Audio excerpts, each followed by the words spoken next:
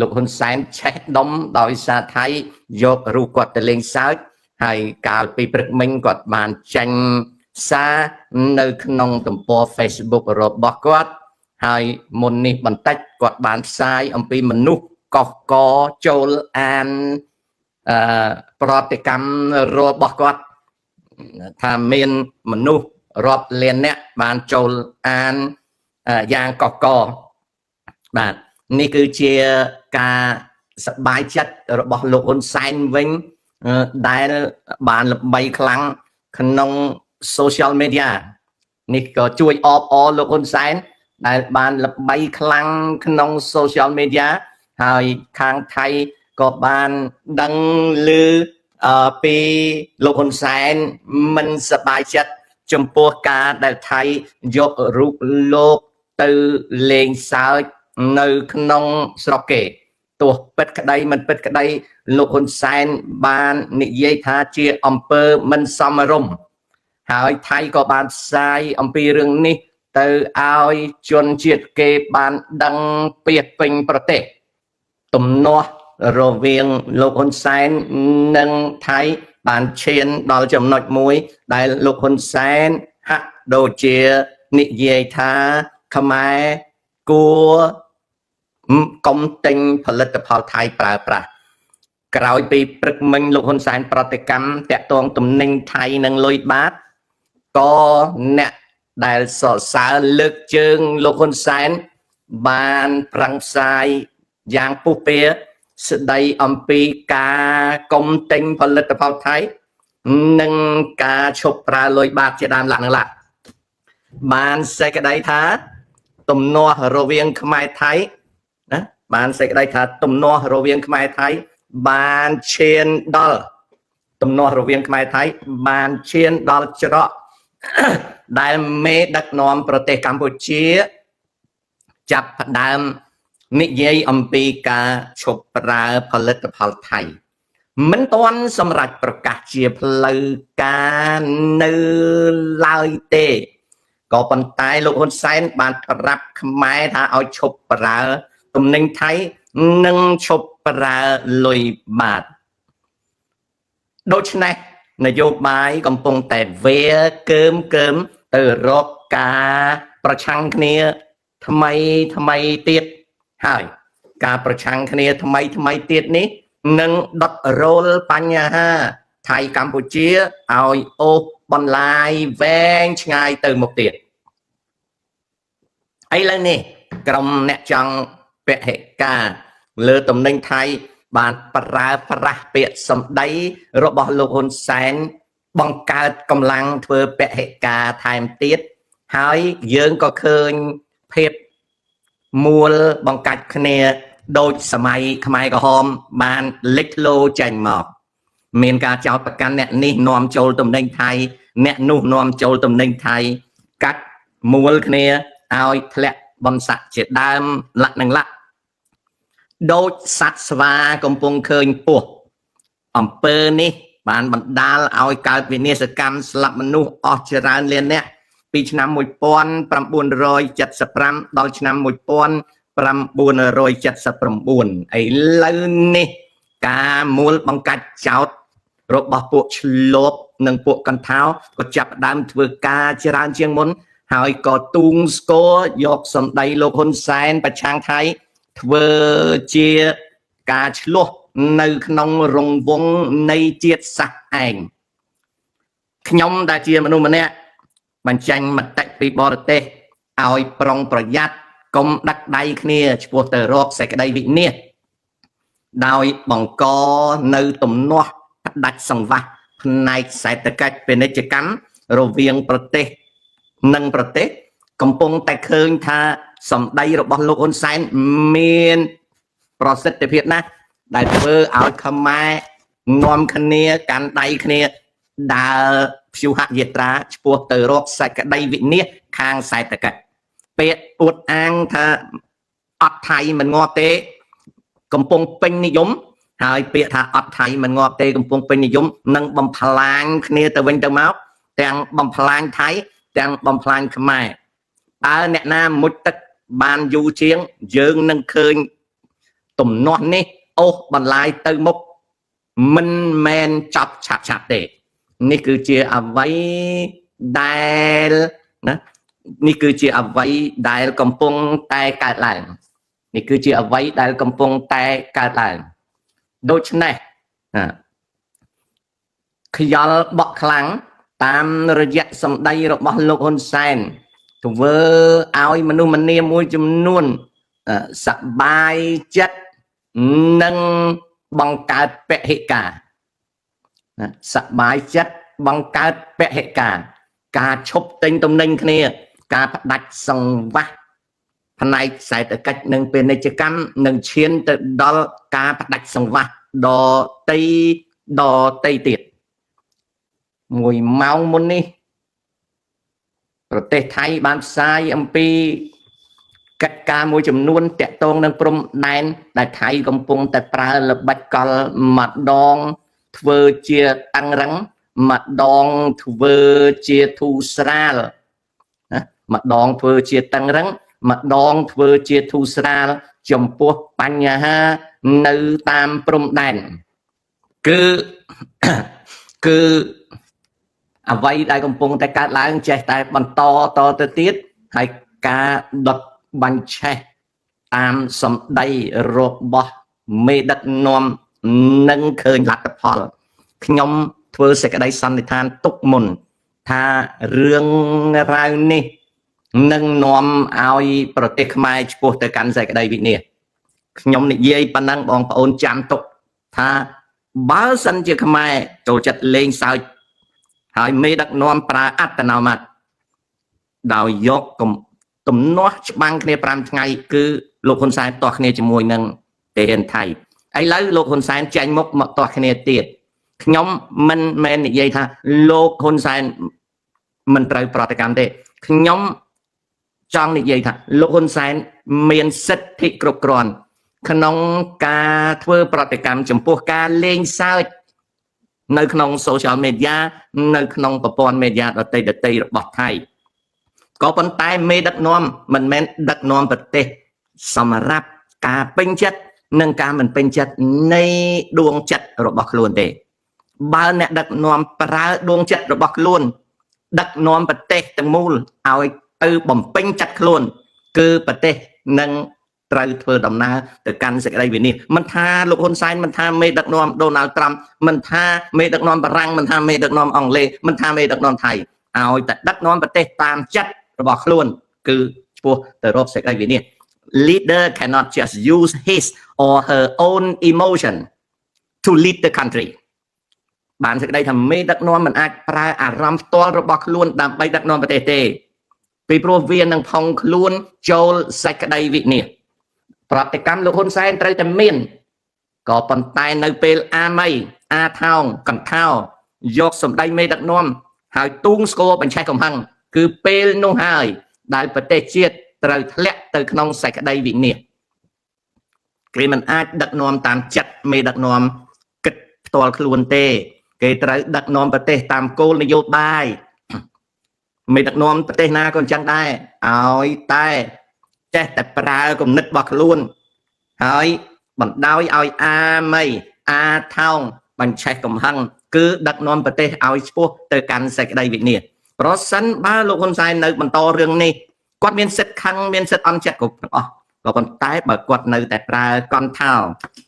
ឲ្យបន្តទូងស្គរបង្កើតបញ្ហាគាត់នឹងបណ្ដោយឲ្យការដឹកនាំប្រទេសរបស់គាត់ឆ្ពោះទៅកាន់សេចក្តីវិនាសមិនឈ្នះទេពីព្រោះអ្វីដែលសៀមវាធ្វើមិនមែនវាអត់ក្បួនទេវាសប្បាយចិត្តក្រៃលែងដែលលោកហ៊ុនសែនខឹងនឹងវាសប្បាយចិត្តក្រៃលែងដែលលោកហ៊ុនសែនខឹងនឹងវាពីព្រោះវាដឹងថាឲ្យតែលោកហ៊ុនសែនខឹងនឹងវាគឺដឹកនាំប្រទេសខ្មែរឲ្យទៅរកសេចក្តីវិនាសវាសិក្សាប្រវត្តិសាស្ត្រខ្មែរថាភាពស៊ីជោក្រអឺតក្រទមរបស់សីហនុត្រូវបានវាពន្យុះទាំងយួនទាំងសៀមពន្យុះសីហនុរហូតដល់ដឹកនាំប្រទេសឲ្យវិនាស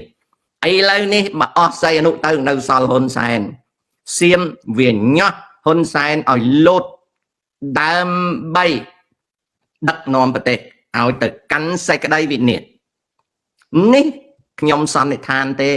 ខ្ញុំគ្មានអីប្រឆាំងនឹងលោកហ៊ុនសែនទេខ្ញុំគ្មានធ្វើនយោបាយប៉ុន្តែបងប្អូនកាប់ថ្មចំណាំវាកំពុងតែសបាយចិត្តសម្បំណាស់វាត្រូវតែយកដៃអេះខ្វាចវាត្រូវតែនិយាយសម្ដីឡែបខាយវាត្រូវធ្វើការញុះញង់ឲ្យលោកហ៊ុនសែនលោត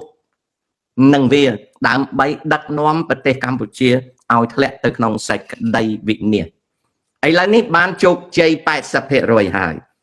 មេដឹកនាំប្រទេសកម្ពុជាហៅខ្មែរឲ្យឈប់ប្រើផលិតផលនិងលុយថៃបានជោគជ័យ 80% វានឹងបន្តឆ្កើឆ្កៀលលោកហ៊ុនសែនឲ្យខឹងនឹងវាទៀត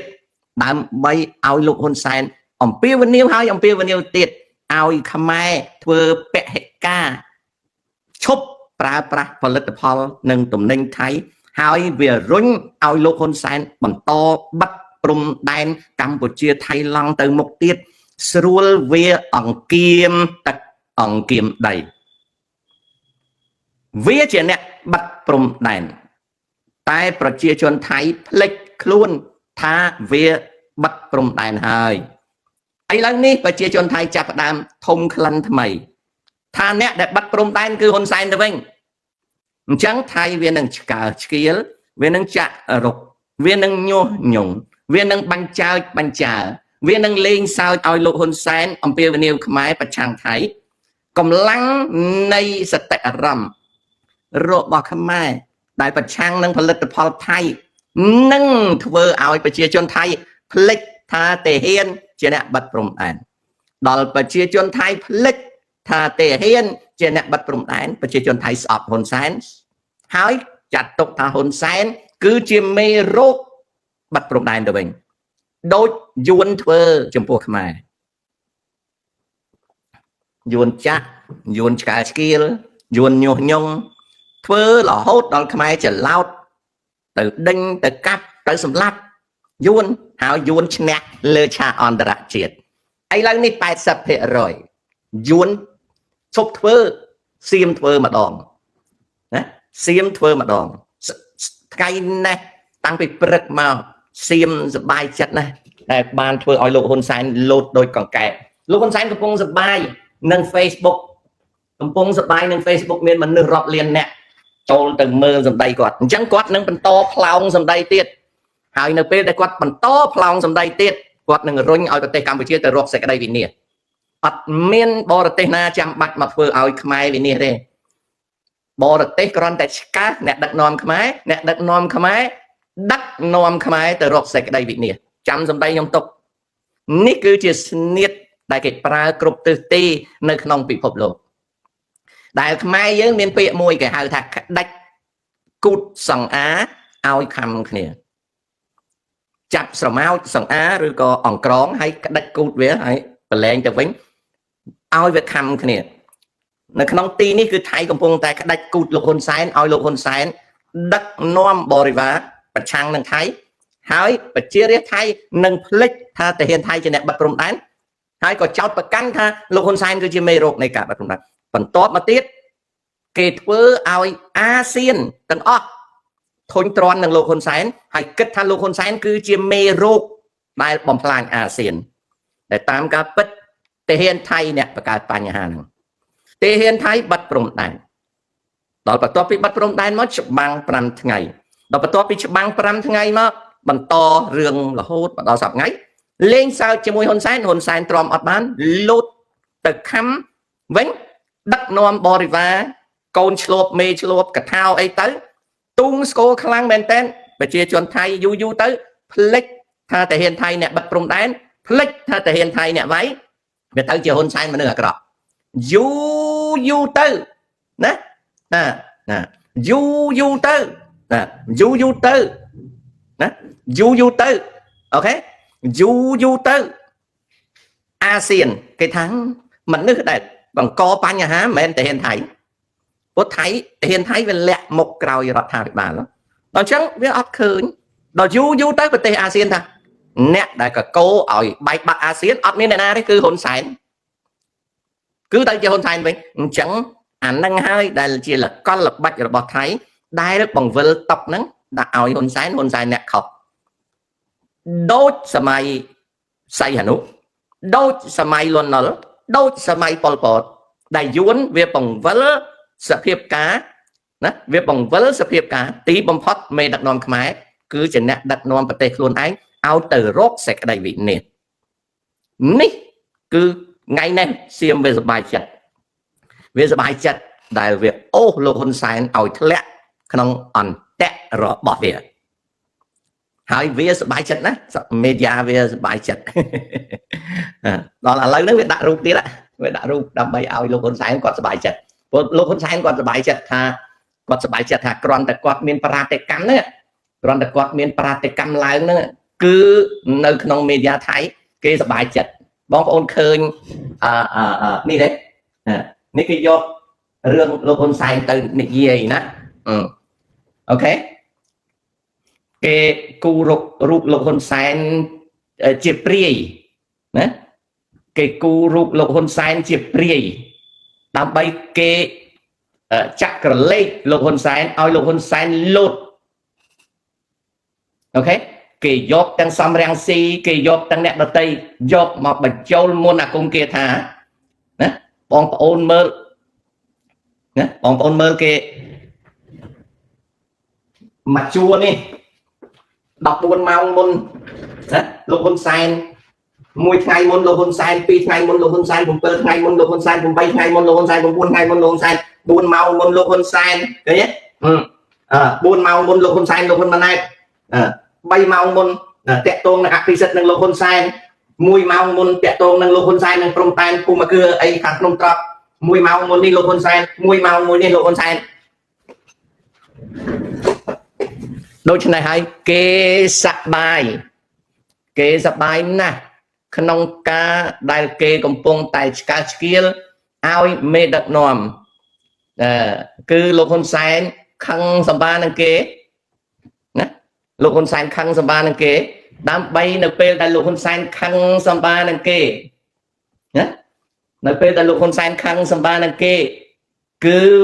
លោកហ៊ុនសែននឹងនាំឆ្លប់របស់គាត់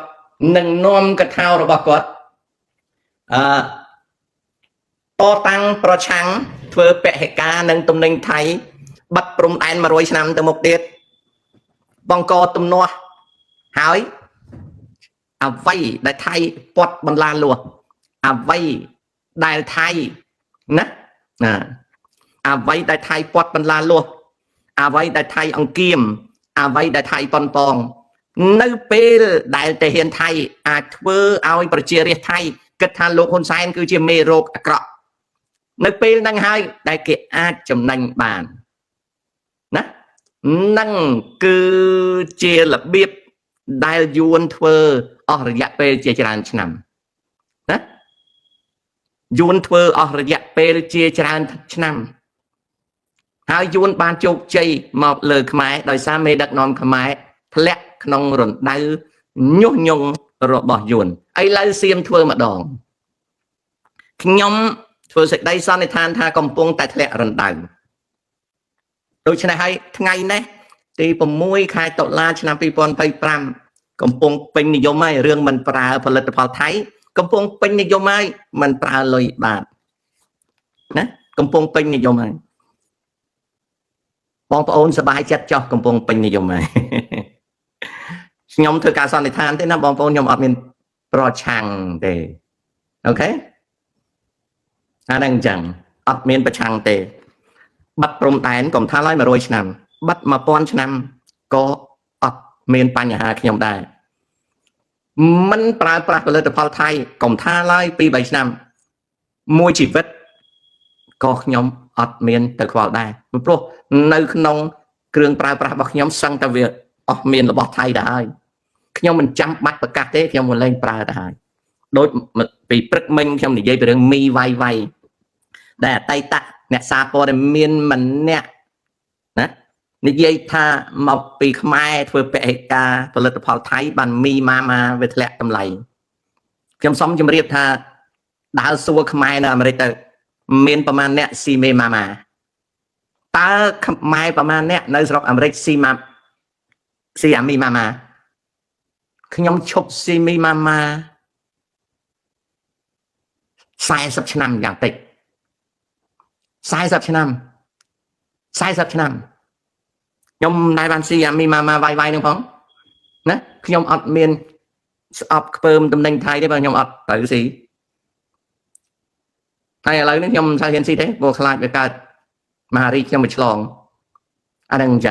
ចឹងវាអត់មានខ្មែរណានៅទៅសួរមើលហើយបើខ្មែរកូនខ្មែរកើតនៅអាមេរិកកូនខ្មែរកើតនៅអឺរ៉ុបកូនខ្មែរណាស៊ីមីវាយម៉ាម៉ាហ្នឹងតិចណាស់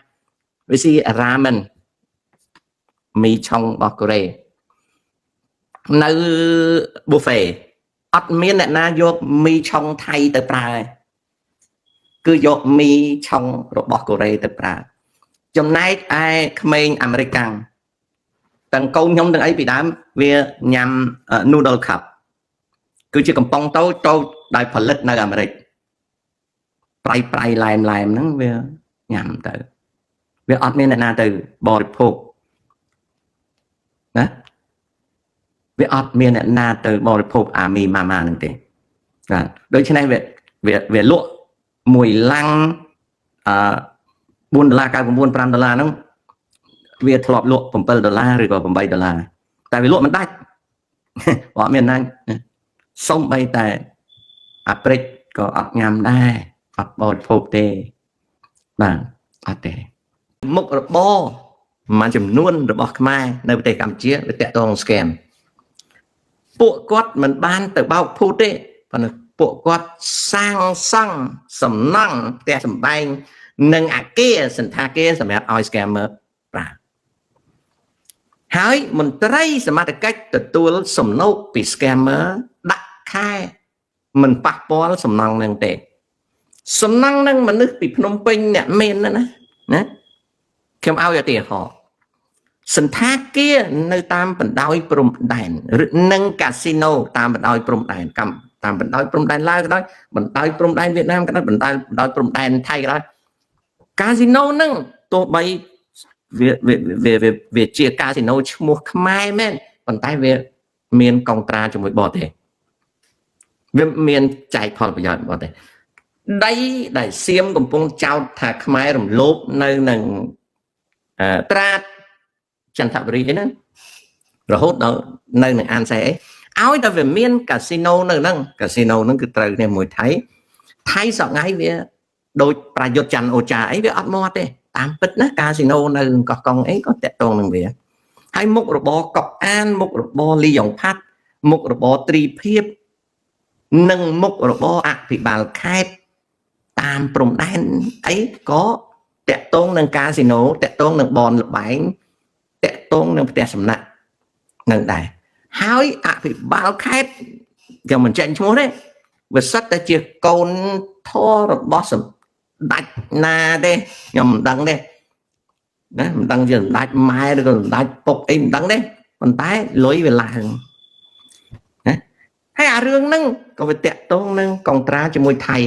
ពីព្រោះអ្នកមកលេងកាស៊ីណូនៅតាមព្រំដែនកម្ពុជាថៃឡង់វាគ្មានខ្មែរទេវាសិតតែថៃទាំងឡានមកអញ្ចឹងថៃហ្នឹងវារកស៊ីជាមួយខ្មែរតែឥឡូវហ្នឹងប្រាយុទ្ធអីអបាលខេត្តសកែវអបាលខេត្តបុរីរាមស៊ីសិតកែតស្រិនចន្ទបុរីត្រាតអីវាបាត់មកវាអត់និយាយដល់អញ្ចឹងទៅថៃតែហ៊ានថៃហើយតែហ៊ានថៃនេះទៀតភូមិភាគ1ក៏ដោយភូមិភាគ2ក៏ដោយក៏រកស៊ីដែរដល់ឥឡូវវាបាត់មកវាចោទថាខ្មែរអញ្ចេះខ្មែរអញ្ចោះបាត់មកអស់តាំងពីប្រយុទ្ធច័ន្ទអូចាច័ន្ទអូចៅច័ន្ទតដួយអីវាបាត់មកអស់តាមពិតវារកស៊ីជាមួយគ្នាទេវារកស៊ីមួយនេះវាតាក់ទងនឹងអបាលខេត្តមួយចំនួនណាវាតាក់អបាលខេត្តទាំងថៃទាំងខ្មែរមួយចំនួនវាតាក់ទងនឹងសេដ្ឋីខ្មែរនិងថៃមួយចំនួនហើយលុយហ្នឹងក៏វាឡើងទៅលើខាងថៃមិនដឹងឡើងដល់ណាទេបើខាងខ្មែរហ្នឹងវាឡើងទៅលើពីព្រោះអបាលខេត្តខ្លះជាកូនធរស្ដាត់នេះស្ដាត់នោះអីចឹងទៅវាឡើងមានខែឡើងអញ្ចឹងទៅអូលុយច្រើនណាស់លោកអើយមកដល់អញ្ចឹងទៅថៃវាចោទវាថាscam center ហ្នឹងជាប្រាក់ចំណូលរបស់ លោកហ៊ុនសែនអីចឹងវាចោទចឹងសួរថាពិតឬមិនពិតដូចជាមិនសូវពិតហ្នឹងអីពីព្រោះលោកហ៊ុនសែនអត់មានទៅបើក scam អីទេហើយចុះលុយឡើងដល់ណាមិនដឹងទេអាលុយឡើងនឹងមិនដឹងទេគ្រាន់តែដឹងប៉ុណ្ណេះថាអ្នកមានខ្មែរមួយចំនួនគេទៅសង់ផ្ទះសំណាក់អូតែលអីគេបន្តអ៊ីនធឺណិតគេដាក់ទឹកដាក់ភ្លើងអីហ្នឹងអ្នកដែលជួលហ្នឹងគឺ scam operator ជួនកាលមកចំណែក scam operator គេមកដេកឬក៏កម្មករគេដេកគេអត់ធ្វើនៅហ្នឹងឯងគេទៅធ្វើនៅជាប់ព្រំដែនហ្នឹងណាដល់ពេលណាអញ្ចឹងទៅរាជការខ្មែរហើយនិងរាជការថៃដូចគ្នារាជការខ្មែរបើអនុវត្តការចាប់ការបង្ក្រាប scam អាពួកហ្នឹងឈប់ដេកផ្ទះសំណាក់ឈប់ដេកអូតែលឈប់ដេកផ្ទះជួលអីហ្នឹងអាម្ចាស់ផ្ទះជួលហ្នឹងវាបាត់បង់ប្រាក់ចំណូលហើយម្ចាស់ផ្ទះជួលម្ចាស់រីសតម្ចាស់អូតែលហ្នឹងអ្នកណាគេអ្នកមានហ្នឹងជាណាគេជាមន្ត្រីឬក៏ជាអតីតមន្ត្រីហើយចុះលុយដែលគេប្រមូលបានលុយគេប្រមូលបានគេដាក់កប៉ាល់គេហើយមួយចំនួនបើគេជាអបាលខេត្តអីគេឡើងទៅលើគេឡើងទៅណាអត់ដឹងទេឡើងទៅណាអត់ដឹងទេប៉ុន្តែឡើងទៅបើអញ្ចឹងទៅកាលណាថ្នាក់លើធ្វើអីទីប្រឹក្សាឬក៏នេះប្រាប់ថាអត់ទេធ្វើអញ្ចឹងទៅដាច់តែឡើងមកហើយណាអញ្ចឹងគេនឹងបង្កើតសិប្បនិមិត្តមួយកាលណាគេបង្ក្រាបគេប្រាប់ឲ្យ operator scam operator ដើរចេញគេទៅចាប់ computer គេទៅចាប់តបចាប់អីចឹងទៅដល់ចាប់ហើយអស់មួយសាទៅអា scam operator វាទិញមិនចុះធម្មតា computer telephone អីហ្នឹងគេចាប់ចឹងមួយសាទៅ operator នៅដែរហើយ operator ហ្នឹងដូចយើងចកនៅក្នុងបឹងចឹងយើងវែកទៅវាវិលមកដែរវិញដូចក្តាមដែលយើងចាប់ដាក់ចង្អេរចឹងហើយអ្នកណាអ្នកអនុញ្ញាតឲ្យ operator វាមកវិញឆ្លើយខ្លួនឯងទៅដឹងហើយណាដូចនៅពេលថ្មីនេះនៅថៃគេចោទប្រកាន់គ្នាគេថាមានរដ្ឋមន្ត្រីមួយ scammer វាសោក$40 លានមួយខែណាវាសោក$40 លានមួយខែហើយអារដ្ឋមន្ត្រីនេះវាថាអេអញប្តឹងឯងចោទប្រកាន់អញខុសច្បាប់ប្តឹងអីប្តឹងទៅបានវាពិតសុទ្ធថាវាពិតទេតែគេចោទគេសោកមួយខែ$40 លានពិតអ្នកនយោបាយគាត់និយាយថាអាហ្នឹងពិតអាហ្នឹងពិតណាអូខេវាពិត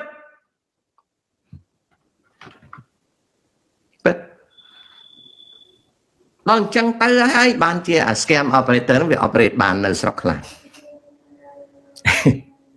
វា operate បានព្រោះលុយវាឡើងទៅវាឡើងទៅហើយឡើងដល់ណាគិតខ្លួនឯងទៅឡើងដល់ណា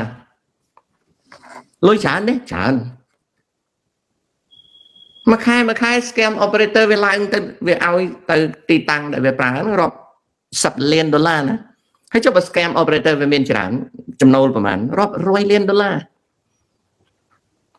ហើយគេបង្កើតពាក្យមួយមកបោកបញ្ឆោតយើងគេថាមានអា scammer ហ្នឹងទៅអ្នកស្រុកមានទីផ្សារពីព្រោះ scammer ហ្នឹងវាយកតាំងពីអាហ្វ្រិកយកតាំងពីបឹងឡាដេសយកតាំងពីហ្វីលីពីនអីមកធ្វើការអញ្ចឹងពួកហ្នឹងស៊ីចប់ទៅអ្នកស្រុកហ្នឹងក៏លក់ដូរនំនែកអីសពគ្រប់ហ្នឹងលក់ទៅបានកុំតាអា scam ហ្នឹងវាមាននៅតាមព្រំដែនទាំងអស់ហ្នឹងទេកុំអីលក់មិនដាច់ទេតែរឿងបំផ្លាញប្រទេសទាំងមូលឲ្យជាប់នៅក្នុងបញ្ជីខ្មៅគេអត់ប្រាប់យើងទេដូចពេលថ្មីនេះសហរដ្ឋអាមេរិកដាក់កម្ពុជានៅក្នុង Tier 3នៃបណ្ដាប្រទេសចាប់ចងមនុស្សនៃបណ្ដាប្រទេសចាប់ជំរិតមនុស្សកម្ពុជាជាប់អាថ្នាក់ទាបបំផុតតើយ៉ាងម៉េចអាចារ្យអេអូច្រកច្បល់ថាម៉េចបានអញ្ចឹងអីម៉េចកម្ពុជានៅក្នុង Tier 3ពីរជាប្រទេសដែលសម្បូរទៅដោយចោរកម្មចាប់មនុស្សកម្ពុជាធ្លាក់ក្នុង Tier 3ណា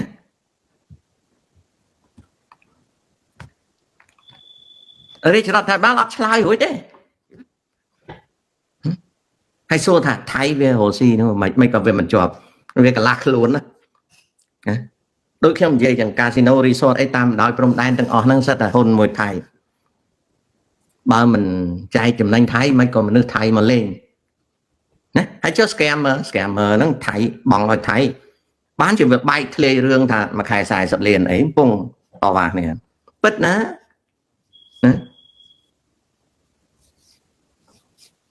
បើមិនពិតមិនគេប្តឹងគ្នាអញ្ចឹងអភិបាលខេត្តតែជាប់នឹងព្រំដែនថៃហ្នឹងវាមានការរកស៊ីអញ្ចឹងមែនដល់ឥឡូវហ្នឹងថៃវាថាហេមិនមែនវាអត់ដឹងអីស្អីក៏វាបន្ទោសខ្មែរស្អីក៏វាបន្ទោសលោកហ៊ុនសែនទាំងអស់មួយថ្ងៃវាបន្ទោសលោកហ៊ុនសែនទាំងអស់សួរថាតើខាងលោកហ៊ុនសែនខុសទាំងអស់ទេអត់ទេពាក់កដាលម្នាក់ half and half ពាក់កដាលម្នាក់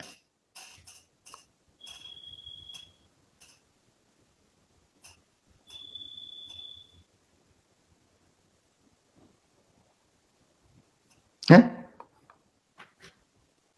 អញ្ចឹងវិលមកជួបប្រិមិត្តមកភាគទៀត3នាទីទៀតជំរាបលាជួបគ្នា3នាទីទៀត